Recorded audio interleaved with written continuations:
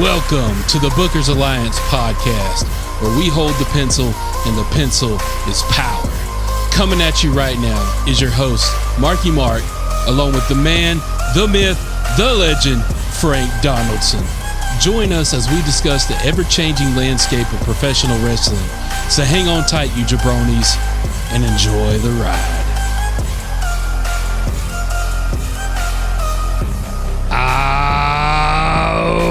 Welcome in, everybody. Thank you for joining today's episode of the Bookers Alliance podcast.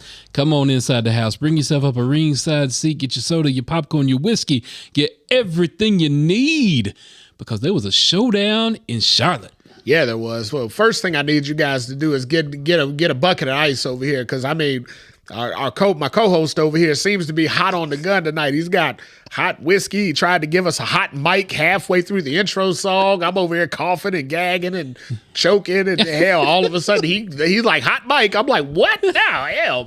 We were literally in the welcome to. I'm like, hold on, no, we don't need to go hot yet. But yeah, we did. It's gonna be a hot night in Charlotte tonight.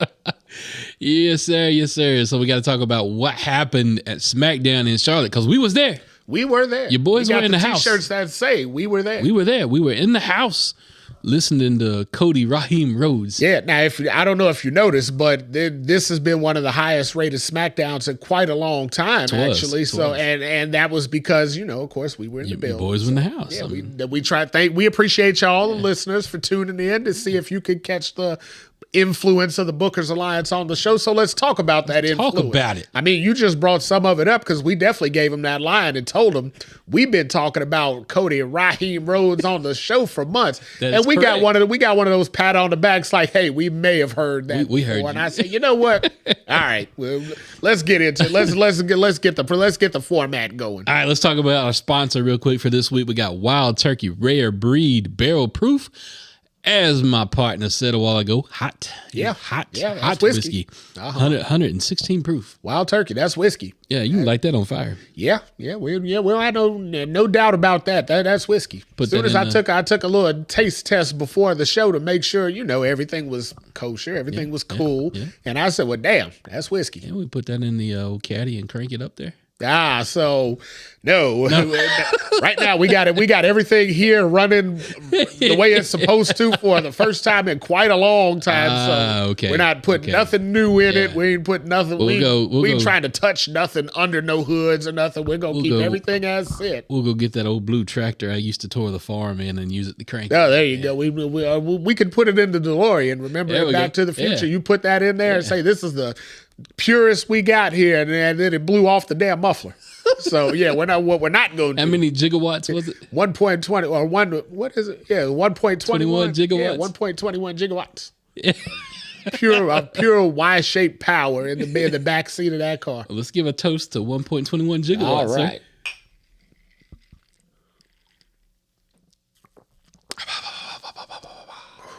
That's whiskey. It's hot. That's whiskey.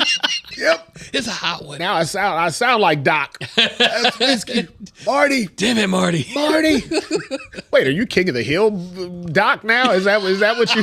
How the hell did you merge the two of those together? Oh, Jesus. Yeah, cross between Hank Hill and Doc Brown. Exactly. Damn it, Bobby and Marty. You got damn it, Marty. Damn it, Marty. All right. I love it. All right, so then we got to talk about Showdown in Charlotte. We got to talk about what happened as your boys were in the building for SmackDown, emanating from Charlotte, North Carolina. It was a hot show. Oh, yeah. We're going to point out a lot of irony, too, in this show. There was a lot of irony I saw there. But, yeah, it was definitely a hot show. Great show. I mean, great show. If they were going to do it, they did it right. They opened hot. They closed hot. I mean, they kept you going through the whole show. And I appreciate them putting on the show for my daughter's first WWE show. There you go. How was that? She you had a first. She definitely is a fan and definitely will return. There you go. She got bit by the bug. Nice. See, that's what I'm talking about there. A whole new fan. Now she may be a little young to listen to the Bookers Alliance. Yeah, she's a little young. But on the regular, she's a little too young. Yeah, but we know in her heart she's a fan and a listener. Yeah. So I can snip, parts of it and let her listen. There you go. Yeah, we be talking about too much women stuff. We can't. Yeah. Oh, don't worry. That's coming in this show. You know that's coming in this show.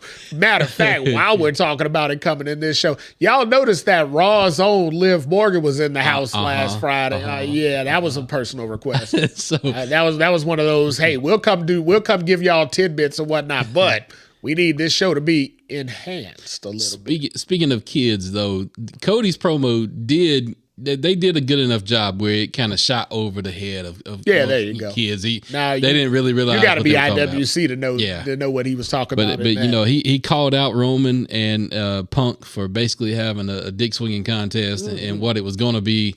And then, Punk said it he was on a podcast over the weekend, and he actually just called it out. He said, called it what it was. That's what it was out there. And I mean, Cody being the podcast connoisseur that he is, realized, hey, that's something to capitalize on. They made that a theme throughout the night. Drew kind of played into that too.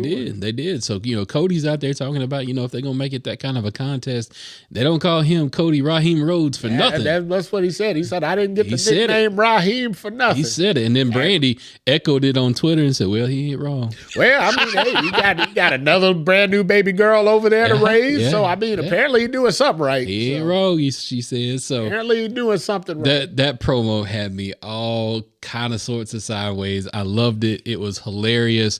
I loved the piss and vinegar when in his voice when he was saying it, and I'm like, this dude is like just upset, unhinged, and I'm like, go on, Cody, go on, go full, go on to the dark side, Cody, go. Yeah, that's not gonna happen. He was on live with Mark and Kelly this morning, and he was going on about how he's buttoned up. He's the white meat quintessential baby face and things like that. I'm like, oh yeah, if he's still doing the morning talk shows, he ain't going nowhere yet. No, But no, what I'd appreciated about it was they opened with the world heavyweight champion, with the WWE champion Drew McIntyre. Yep. Well, he didn't last very long because Cody came out there and took every bit of that spotlight. Sure did. But what I did appreciate it about it from what Cody gave in the promo, then kind of played out throughout the night, is we are pretty much aware that it's going to be a Jacob Fatu, Drew McIntyre, Cody Rhodes main event at Mania, probably night one, right? Correct. None of the three of those guys are willing to take a back seat to the Roman CM Punk deal. I think you're going to have a full-way dance, to be honest with you. Oh, God. I think you're going to get those three plus the winner of the Elimination Chamber, which is going to suck for them because they're not going to get their one-on-one shot.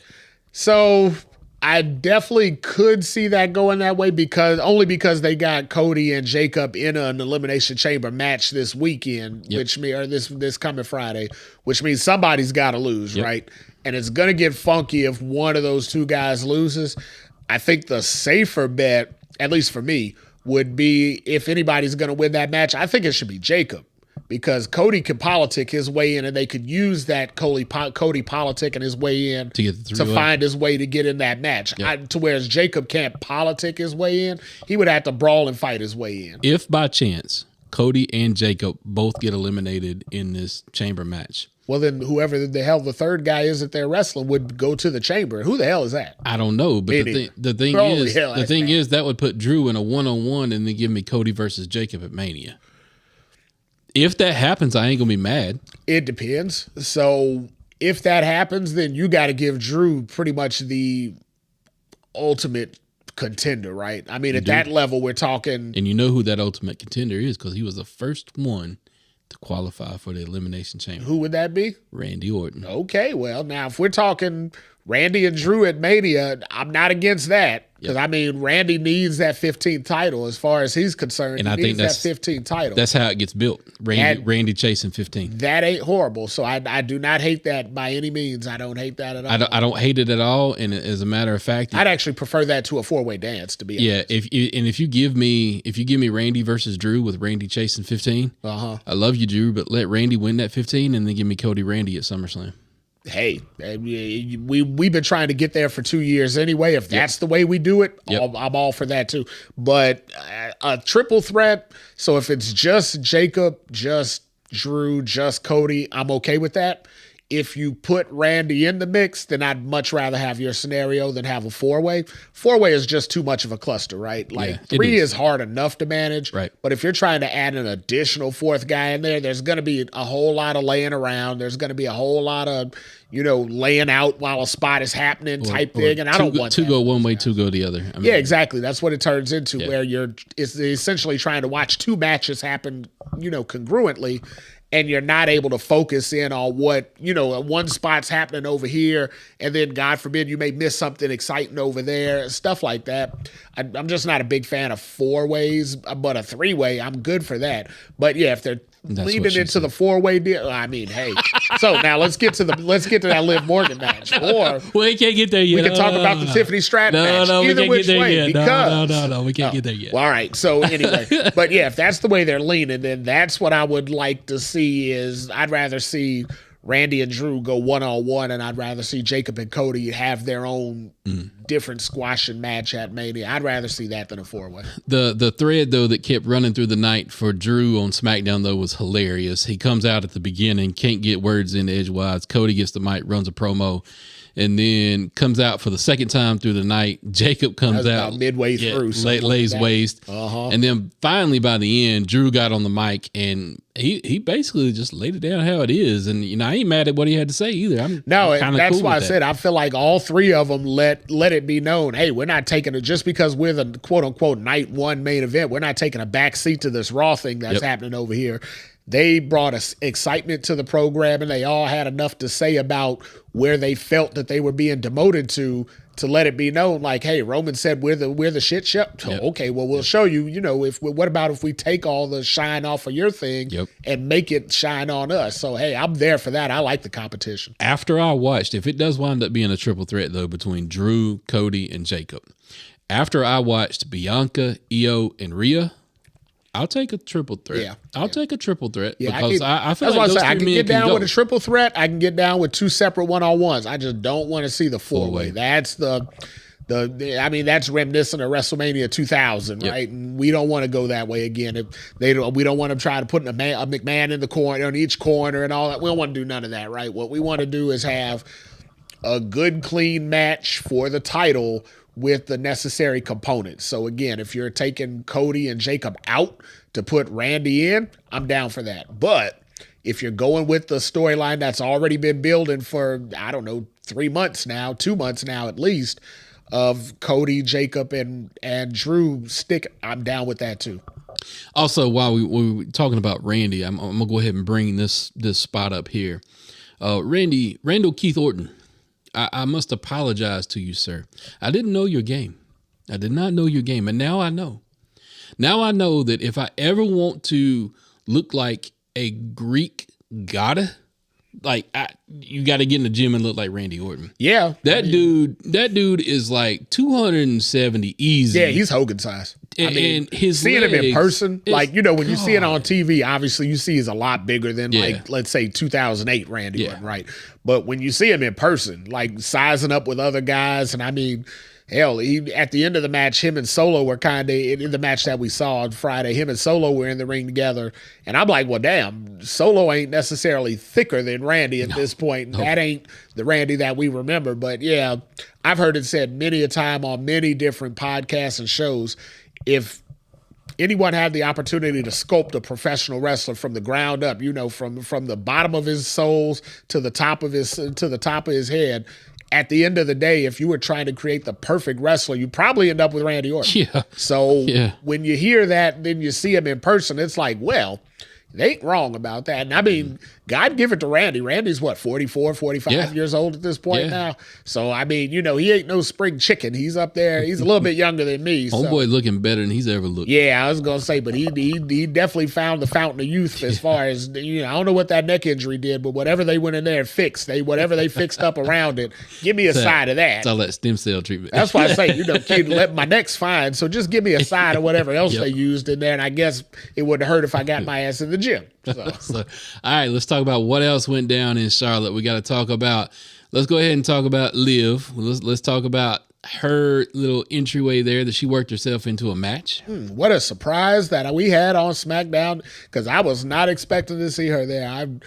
I knew we were getting Tiffany Stratton right, so I was already good to go. I'm like, well, you know where I'll be at for that segment there. My ass will be right there paying full attention, but we didn't get to that yet. But when we got the Liv intro, I'm like, whoa, hold on.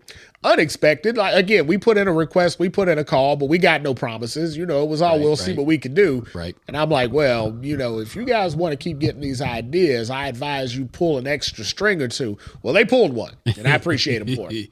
That was cool seeing her come out, seeing her entrance, and I will say, as I'm a people watcher, so for me, like, I like to see how the crowd is reacting to certain talent when they come out. Yeah. I'll tell you right up front, Liv popped that entrance, everybody's cameras and eyes were on her. Male, female, doesn't matter. Kid, absolutely. Doesn't matter. Everybody's attention was on Liv.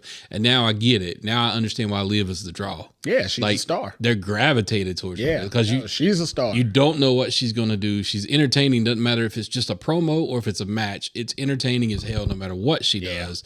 She's worth all the accolades and praise that she's getting right now. Yeah, no, 100% she's a star. I mean, she went from slow beginnings or whatever, being called up at like 19 or whatever, but she went through ups and downs or whatnot, but we didn't know it at the time, way back in the days of the Riot Squad, but I mean, she was the breakout star of that group. She was the star, and it paid off for her to stick with it and and keep grinding, and hey, hard work pays off. We got to see Jade X-Men Cargill in action. We did. She came out there and confronted Liv. Looked just like an X-Men from the comic books, I swear. Yeah. I mean, I don't know. Just like we talked about Randy, when you sculpt a wrestler from the ground, Jade is sculpted. I mean, it's just... You're starting from the bottom and you're building for what you want. Yeah, that's what you end up with. You didn't fail.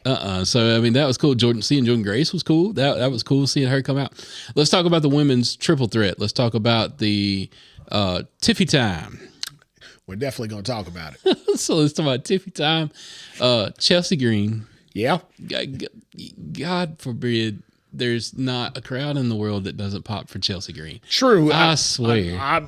So I'm kind of sad that we were in attendance to watch Chelsea Green get injured. Yeah. So that kind of hurt. Sprung her ankle. Yeah. Chelsea may or may not see Mania now. So that wasn't the best news, watching her getting carried out. Now, as a disclaimer, we just want to let good old Matt, our buddy Matt, know we didn't help her out. We let the referees do their job. Yeah, the ref do the job. Yeah, I mean, I was available. Now, had they needed an extra pair of hands to help carry that girl out of there, I was there. But they were like, you know what, we got it this time, and I was like, all right, if y'all are sure. Yeah. But so just we know Matt listens, with Toy Collector and all that stuff. So just letting them know we had nothing to do with any of that. We let them take care of it. We didn't step in, so no need to thank us later. Yep. Kiana James. Yep. Yeah. Apologies, I didn't know you were gay either. Yeah, exactly. I know, absolutely not. So holy crap. On TV, I mean, I don't know if you remember, but when she rolled out there and she got in the ring, I just remember I was like, huh. Look at that. Because, I mean, up till that point, I hadn't really even been that interested in like her and the her and Julia dynamic and the gimmick and all. I was just like, whatever. They're kind of, even though Julia's your United States champion, I'm still like they're side players to what we're really focusing on here. But yeah, when she got in the ring, I was pleasantly surprised. I'm like, well, look at that. In person, they do look different than they come across on TV. So damn. Speaking of looking different than they come across on TV, we got to talk about Carmelo. Okay. His moveset is so freaking slick in person. Yeah. I mean, on TV, obviously it looks good on TV, but you always think, well, that's the magic of TV. Right.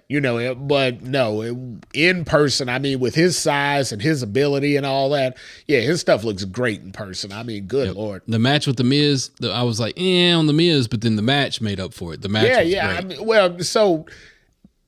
they've been trying to tell this whole Miz and Melo story for a while, and it's kind of really been, let's be honest, the C story in SmackDown. It really wasn't. It was a story, so it gave the guys something to get involved with, but it definitely wasn't turn on your TV, watch, make sure you watch this segment type viewership.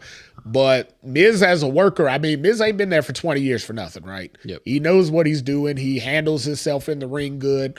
His stuff don't look bad. So, I mean, okay, he's married to Maurice. God help him. I mean, well, he don't need no more accolades for me. He don't need no more pats on the back. God has blessed that man. So, Melo, seeing him in the ring, seeing how slick everything looked on Melo. Yeah. You know what it reminded me of? Who's that?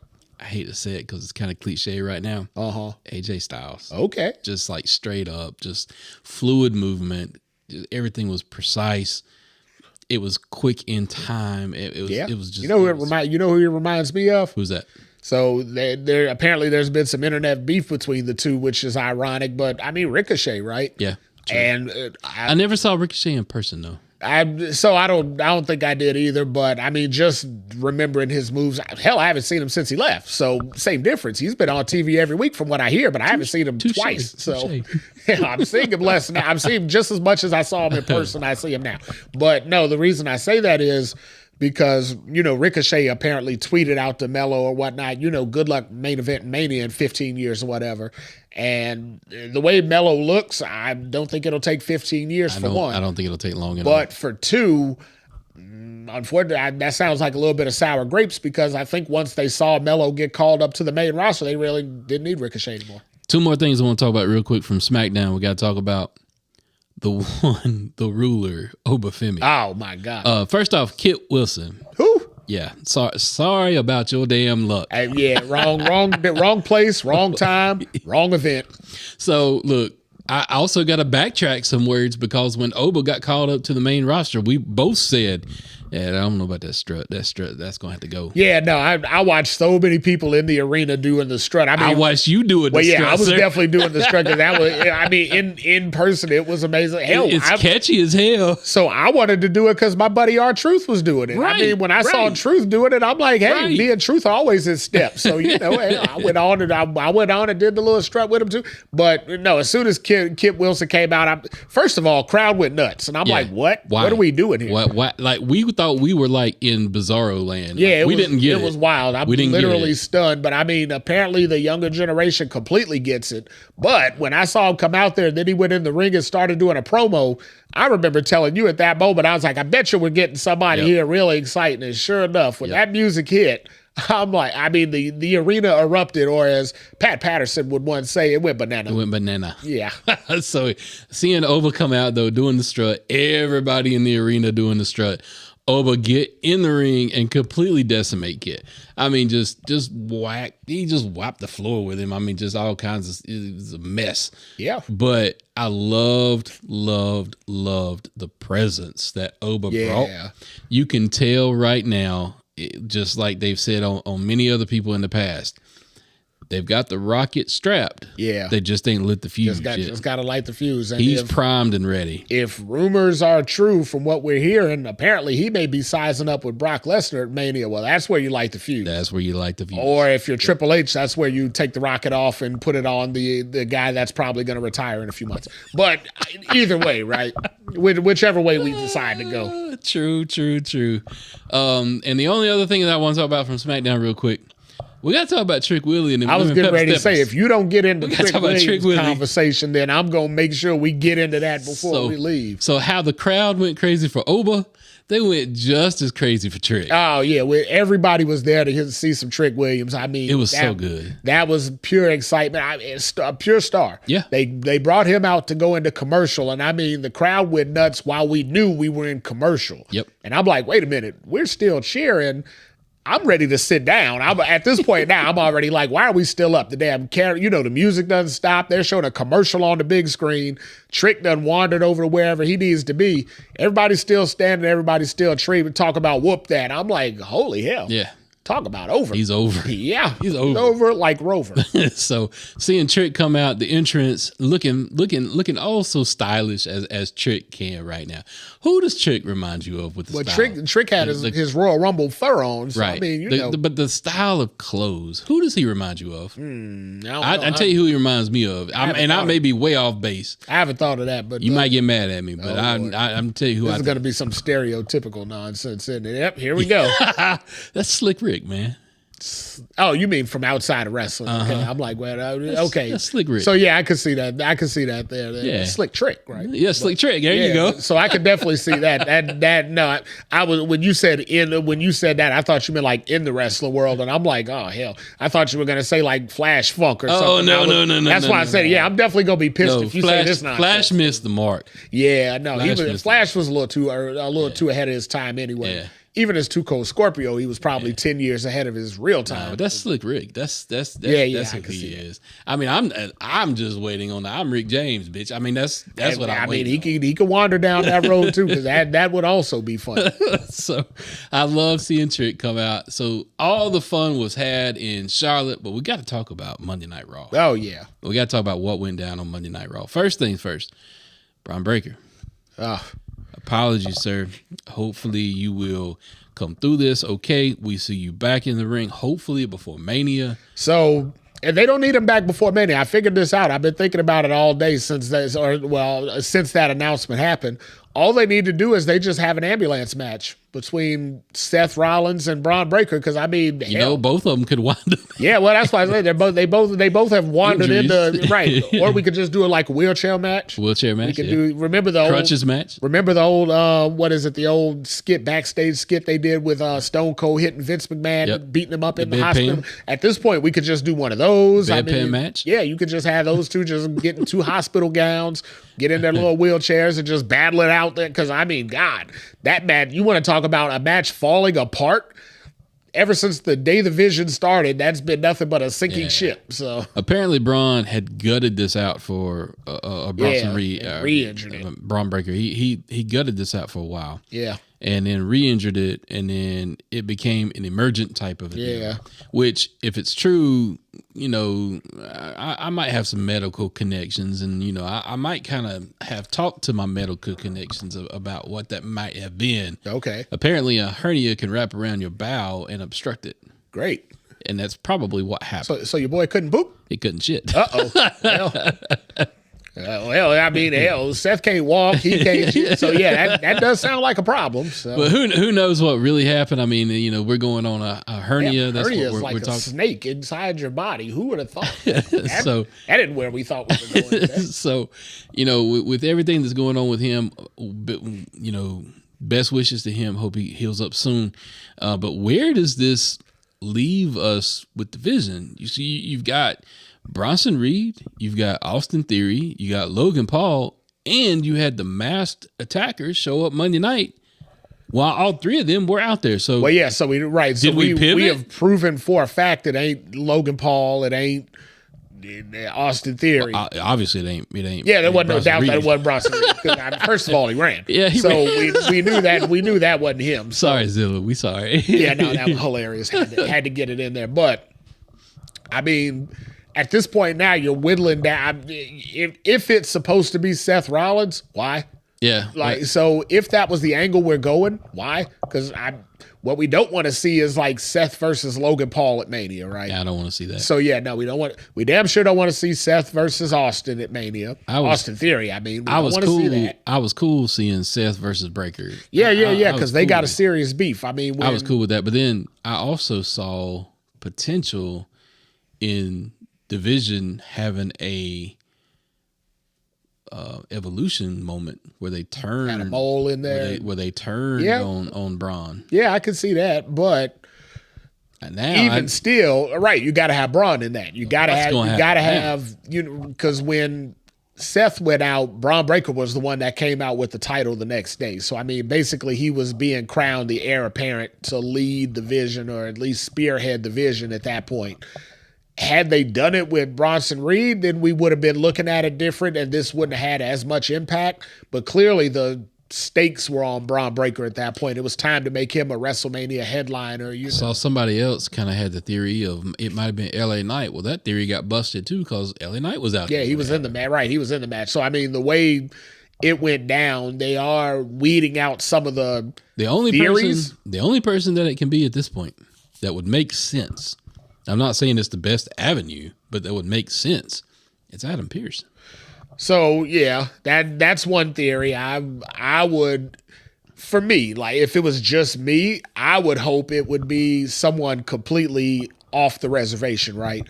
So the names that I've thrown around were, I think I said last week, so I heard somewhere on the internet, they said it was Jake Paul. And I'm like, well, that wouldn't be horrible because clearly his boxing career's over. Well, like he ain't doing that no more because he literally got his jaw knocked off. Well, also with his recent mesh up on Twitter, I don't think it's him. So you're right. I don't think so it's before, him. And that's why I said before. I mean, even that, his own brother had to come out and say, "Look, I don't condone the words." He kind of pumped the brakes on that. Yeah, he was like, "So I love my brother, but whoa, like what? Slow down. What the hell, dude?" Now, speaking of that, though, I did hear. So obviously we're all wrestling fans, so we're all interested in hearing everybody else's opinions and all that. I heard somewhere that there was scuttlebutt about Logan Paul possibly wrestling Bad Bunny at WrestleMania, and that may have just been a lead into it. But I'm like, if that was the lead into it, it was the wrong lead into it, right? Yeah. Not the way to do it. No. If they were thinking about it, if I'm Bad Bunny, I'm like, no, I don't want to do it. Yeah, no. I like Bad Bunny is out. That's what I was saying. But the other name that I'm just again tossing around because we've tossed it around here for a couple of months now, it's Chris Jericho. Yeah. If at this point we're almost, as far as that match goes, the Seth versus Braun match, that's pretty much out. We're almost at that break glass and emergency point again, where now it is time to say, hey, we needed to beat Chris Jericho. Now we gotta throw whatever number he's waiting on or whatever we got planned. What are the chances? Out the window. What are the chances it's Finn Balor? It's too big for Finn Balor, right? I mean, so we've seen the guy sized up. Yeah, because he runs out. I mean, he speared Braun Breaker, right? If Lil Finn Balor spears and knocks out Braun Breaker, and then I'm at that point, I'm like, whoa, that's wild, right? So yeah, it's got to be a bigger guy. I mean, and that's why the Adam Pearce thing works out, right? Because Adam Pearce is a bigger guy, but Jericho's also not that big, so I don't know. At this point, I mean, they could be using anybody as a stunt double now because I think, again, we're at that break glass and emergency point where it probably was Seth in the beginning, and now they're like, well, okay, well, that just fell out the window. Now it can be anybody. I would take advantage of it, and if no other way, I would introduce Jericho in there. Let him go in against the Vision. Is there anybody that you can think of, anybody else that would have beef with the Vision right now that we've not named? Because I'm at if it's not anybody that we've named, like I'm at a loss on who it is. Like, that's one of those cases like back when the Bloodline was hot, right? Everybody had a beef against them, but you don't know where. I mean, this could be somebody that they tsunami'd 100 times 6 months ago, right? Could be. The upside of a whodunit type mystery is you can call back to whatever storyline you've got in your pocket. I mean, they've got a few different storylines where the Vision has put out XYZ person in their back pocket to say, hey, if this fumbles, then we go this route. If that fumbles, we go this route. The Braun Breaker thing, I think, really is going to change what it was supposed to be, though. The only other thing, I just thought about that, the only thing that might be interesting is if it's a NXT call-up that's still on NXT TV. And they plan on this person being called up. And my bet would be Ricky Saints. Again, too small. Hell, Ricky Saints is smaller than Finn Balor. But yeah, Ricky Saints shouldn't be spearing no damn Braun Breaker and taking him out like that. That's true. So if you're gonna do it, it's got to be convincing. But it's AJ. It's AJ. AJ Lee. I mean, she's supposed to be a WrestleMania. It's AJ. So he's in the hood because he's supposed to be retired. Yeah. Why would he have? So again, if we're going into the Vision, there's not anybody in NXT that I see with a beef against Vision. So. The only, so I did hear a small rumor. It could be Grayson Waller, right? Let's get that name out there before we move past it, just because of the Austin Theory tie. Yeah. And what he's doing with New Day is flat. Yeah. So, I mean, it could be him, but now, at this point now, we're just throwing everything up against the wall and we're going to see what sticks. In a few months, somebody's going to be revealed as who it is, and then we're all going to say we're geniuses because we said the name in and off thing. So I want to make sure I get that name out there. We got to talk about something else they threw against the wall to see if it sticks, and this is Becky and AJ. Yeah.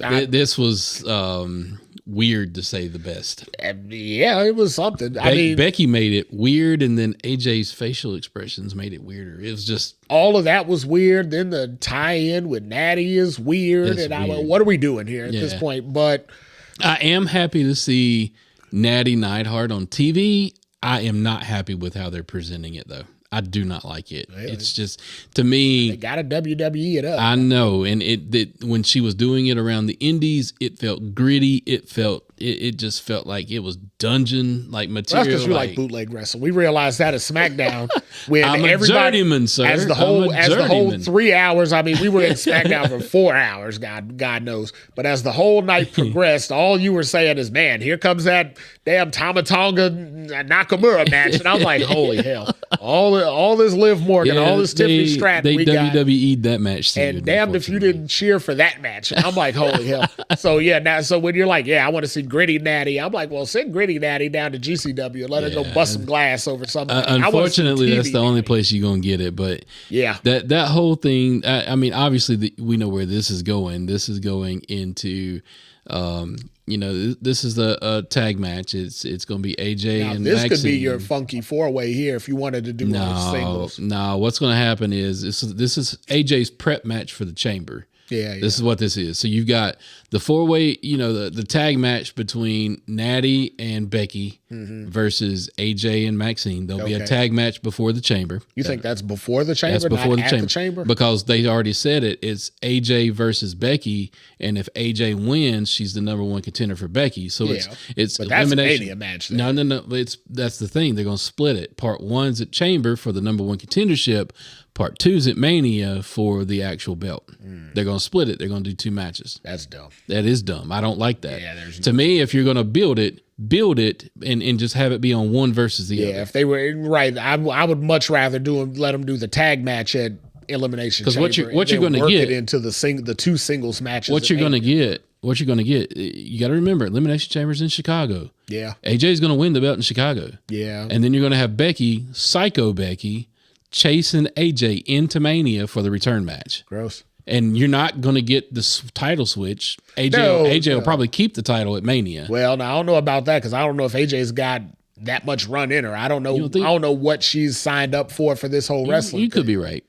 So but I do see her winning the belt in Chicago because Pop, right? Yeah. And then Punk will come out and celebrate with her. Yep. It'll be the biggest thing ever. Yep. But I don't know if AJ was gonna, because that'll essentially be her from February all the way through to damn May if she wins the title, and then she would have to carry it into Backlash and all that. And I don't know if she's got that much. Well, I don't know if she's intended to be around. When they first started talking about it on Raw, I was like, "Damn, they're gonna tie another title up until Mania." Because Punk's even though we're getting Finn versus Punk, everybody knows Finn ain't. That's just filler. It's not happening, man. You're not going to take Roman and Punk away from WrestleMania. No, especially not to trade it for Roman and Finn Balor. No, it's not happening. That would be a debacle. And I hate that I hate it for the fans because the longtime fans we know what's going on, and then I hate it for Finn because damn it, he's just never been able to get back to that when he got injured and lost the belt. True enough, but I don't hate it for Finn in the fact that he gets to main event for a few months. That's quality talent. That's true. And maybe this will also finally put him back on the straight and narrow path. It will. It'll put him at odds with Dom Mysterio for the IC title. And that's fine because then you let Finn come out.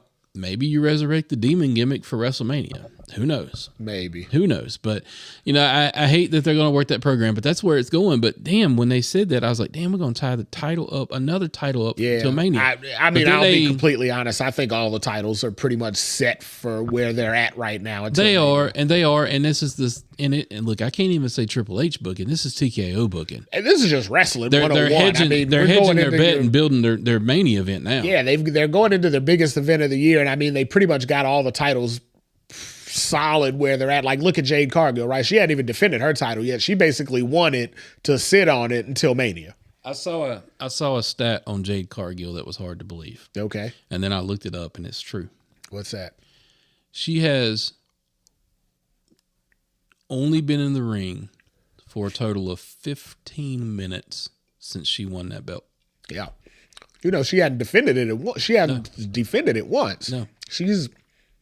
I think they said at SmackDown while we were there, she was 97 days in, 0 title defenses. So you figure now that was almost a week ago. So she's over 100 days of being champion. She's brawled maybe twice, But yeah, no title defenses since then. And I mean, her brawls were what? B-Fab and Michin. Yeah, I was going to say Keith Lee's wife, and I lost her name there for a second. But yeah, essentially, I mean, she squashed them too. But when she won the title from Tiffany, I don't think it was intended to happen when it happened in the first place. No, Tiffany got hurt. Right, Tiffany got hurt and she had to leave, so I think they had to pivot. So I don't think it was supposed to, and I don't think they had a long-term plan of, okay, well, here's where we're pivoting to. Now here's what we're gonna do. I think the pivot was, holy hell, we'll get it off of Tiffany now while she's able to do the match, and then we'll just let her win it back at Mania. So I'm gonna get up on my soapbox. The WWE Women's Championship deserves way better booking than that shit. Yeah. Jade Cargill, look, as much shit as people talk about Jade, we all know Jade at the end of the day, what Jade is capable of, what we think she's capable of, what we've seen she's capable of. Yeah. At the end of the day, Jade Cargill deserves better booking than this shit. Yeah, but so apparently she's wrestling this week on SmackDown. They after they had that big interaction last week, they walked away with saying, Jordan Grace. Yeah, you're getting in the ring this week. So if she could pick up a W against a wrestler the caliber of Jordan Grace, okay, well, now you're giving me a little bit more belief. But yeah, they basically sat on it from the time that she won the title up until, let's say, Rumble. Then at Rumble, it's like they woke up like, we got to do something with her now because she's just kind of hanging around with the belt.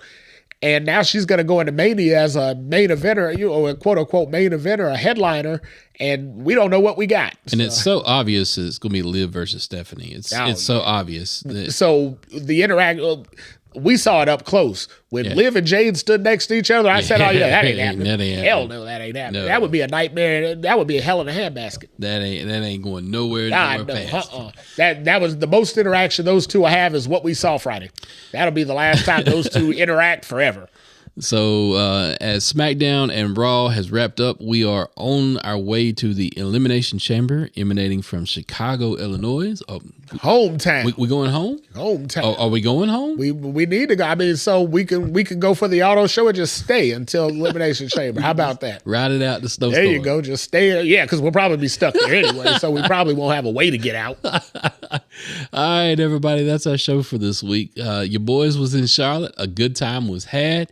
WWE, don't shy away from Charlotte, man. The crowd was hot. They give you twice a year. They'll come back in like October-ish sometime to do a Raw, and then they'll send us away. Look, we had Night of Champions when The Fiend was hot. It's been a while. Give us another PLE. Yeah, it would be nice to have a PLE. I would not complain about that, but I don't see us on the roster with TKO, unfortunately. When the money ain't there. No, they're looking at major arenas and stuff like that. And Charlotte ain't trying to have one in the Bank of America Stadium. So until we're ready to do that, I think we're on a hiatus for PLEs. All right, everybody, that was our show for this week. Feel free to drop us a line on our social media platforms. Reach out there and tell us what you're thinking about. Was you in Charlotte? If you were there and you listening, let us know. Where was you sitting, man? Why didn't you come say hello? Exactly. We were front row. You had to see us. Yeah, we were there, man. Yeah. But we thank you for listening to today's episode. We appreciate you, and we bid you adieu. Peace. And Liv, I gave you the number. Today's podcast was produced by SBP. You can find our podcast on all major podcast platforms. Also, connect with us on our social media accounts. Search for The Bookers Alliance on Facebook, Instagram, YouTube, and X.